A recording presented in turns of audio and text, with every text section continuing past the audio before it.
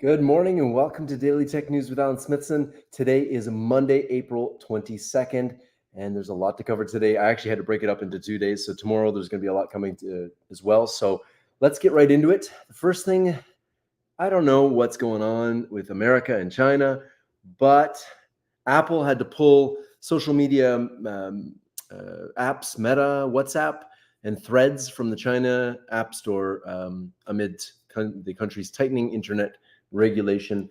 I think what we're seeing now is like a tit for tat, and it's only going to get worse if we keep allowing this. This is crazy. Now, having said that, China did ban a lot of apps over the time, banned Google and stuff like that. So, now we're starting to see the kind of effects of this back and forth. And over to the Wall Street Journal here, the U.S.-China internet war intensifies as House passes a TikTok ban. So the House of Representatives in the U.S. just passed a ban on TikTok. And here, I'll just play this quickly here. This is considering banning TikTok, and the proposal has prompted a widespread backlash from American users. Oh, U.S. government of America, you've made a big mistake. But how can you actually ban an app that has a massive digital footprint in the U.S. and is downloaded on millions of phones? The U.S. has never banned a foreign-owned app before. But it can look to India as an example, after the country, which was once TikTok's largest market by users, banned the app in 2020. TikTok launched in India in 2016 and rapidly gained popularity for its easy-to-use. I'll let you get in there. I'll put the links in the chat. You can dive into why this is happening and what's going on and what the potential ramifications are going to be. Okay, over to more interesting and fun stuff. This is a new glove that gives you touch sensations. So a haptic glove that gives you touch sensations on the tips of your fingers. I've tried this, and maybe not this one, but I've tried haptic gloves with fluidic finger touch, and it is really incredible because when you touch something, it actually feels like you're touching something, even if it's virtual. So you rub your hand against something, it feels like you're touching something. It's really, really incredible. And they have these little microfluid actuators. And yeah, so when you're touching stuff, it allows it to deform over your fingers. And it turns out your fingers are super, super sensitive. And so this is a really, really neat stuff. And yeah, I can't wait to give this one a try. And I believe, if I'm not mistaken, they're open sourcing it. But I'll put the links in the comments and you can check it out yourself. Okay, IKEA's got new gaming furniture. I know this is not tech, but if you play games and you do stuff, IKEA's got a whole new line of furniture for gamers. And so yeah, it's got like a chair that pops out into a couch or like a lounger, and it's got this kind of beanbaggy chair, and this one's a little swing. Oh, it's really cool stuff. So I think they're kind of embracing gaming culture and technology, and even though this is furniture, but I think it's really great that IKEA is doing that. Okay, over to some AI stuff for the morning here. We've got 100 applications of generative AI. I'll just scroll through a couple here. Oops, let me go open screen. So we got here generate ideas.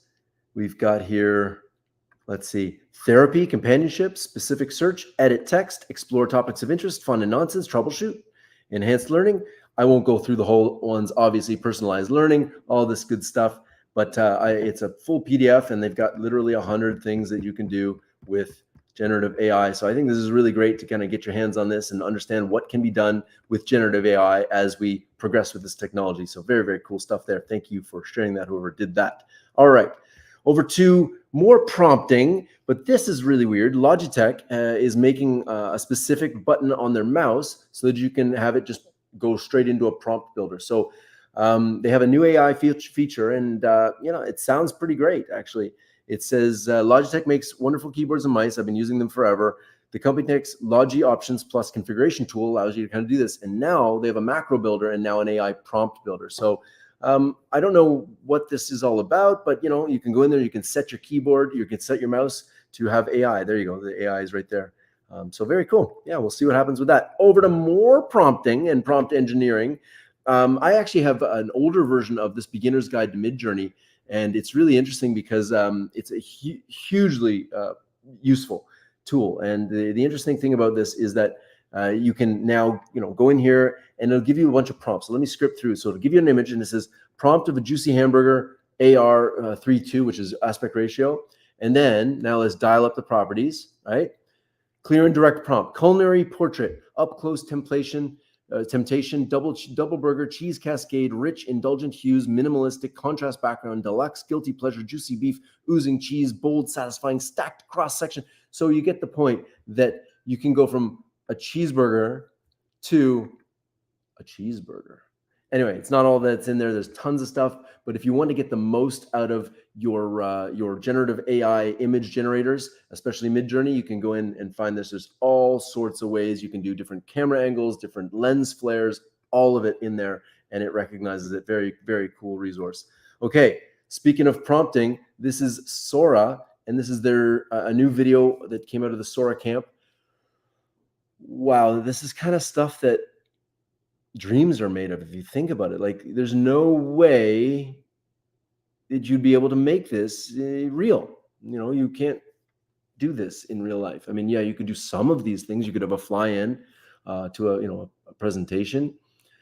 But yeah, look at this.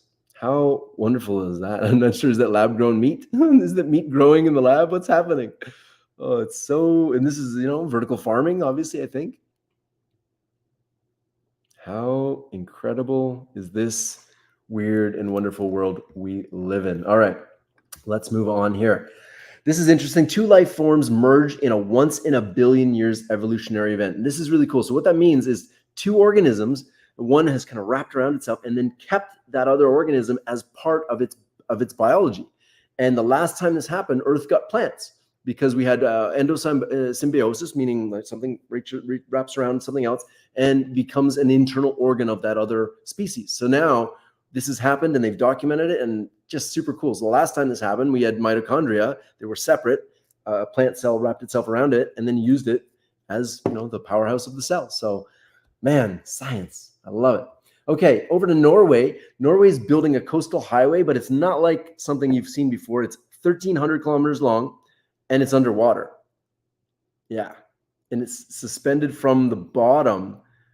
That, like, wow, I can't even imagine how they're doing this. It's just, it's got ties to the bottom, but it's also floating from the top. I'm not sure what's happening. If anybody knows more about this, like, I've read it all, and holy moly, it's very, very, very, very cool. Okay. Wow. Very neat stuff. Okay. This is here. Today's large AI. Let me just pause that. Intel builds world's largest neuromorphic system to enable more sustainable AI. HoloPoint, the industry's first 1.15 billion neuron neuromorphic system, builds a path towards efficient and scalable AI. Models have scaled beyond 1 trillion parameters. The New York Times reported that AI could soon need as much electricity as an entire country. These trends highlight the need for fundamentally new approaches to AI. At Intel, we are exploring a hyper-efficient solution inspired by the brain called neuromorphic computing. Brains use very little energy, yet can solve complex problems while learning in real time. Unlike today's AI systems, the brain relies on sparse and adaptable networks of neurons. By computing only when and where it needs to, brains achieve greater efficiency and faster response times. These brain-inspired networks have been implemented in Intel's latest neuromorphic research chip, Loihi 2. In labs around the world, Loihi has demonstrated orders of magnitude gains in power performance over traditional processors. I'm going to stop right there because you can watch the whole video, you can go and read the whole article, but the idea here is that it's Moore's law is continuing, and the continuous scale, the exponential growth of technology is not just going to come from hardware chips. It's going to come from new methods of compute, and it's going to keep going faster and faster and faster. And one thing we're going to need is we're going to need faster communications. And so the world's first 60 gigahertz millimeter wave is here in the lab, obviously, but it's paving the way for 6G communication. I don't know how many of you have 5G yet, but now we're planning 6G. So this is really interesting. They're building new antennas, and millimeter wave is a very thin wave. It doesn't really go through walls and glass and doors and these things. It's only for direct line of sight type of things, but super fast, like orders of magnitude faster than what we have currently. So very interested to keep learning more about that. Okay, over to just some fun stuff here. This is an ad from Samsung. Wow, that's cool. The phone just came straight out of the wall and turns around, and there's their selfie. Yay! Except for, obviously, this is all CG and not real. So yeah. Anyway, thought that was really neat. Now over to cars. Let me stop that. Okay, over to cars. There we go. This is neat. They used a tilt, what's it called? Tiltshift to make real cars look like they're in stop motion. So these are real cars driving around. It's a smash up derby, car derby. And yeah, look, you can see the little guy there, but they just look like little tiny fake cars. And this is running at 24 frames. If you ran it at like 12 frames a second, it would be a little bit more like stop motion. But yeah, it's cool how they managed to use this kind of camera effect, this tilt shift effect, to make it look like little miniature cars. These are real cars. How cool is that? It's so fun. All right. One last thing I got on the agenda today, and it is a car as well. Audi just joined the Formula One, and this is super cool. Check it out.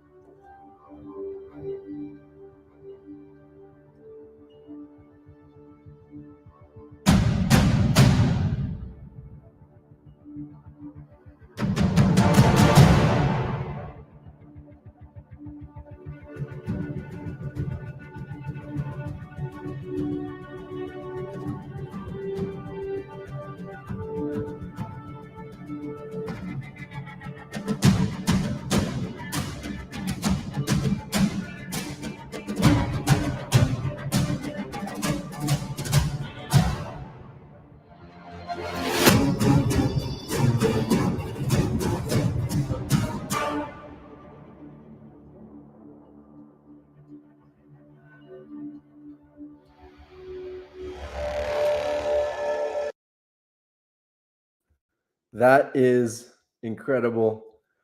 Holy moly, what a day in technology.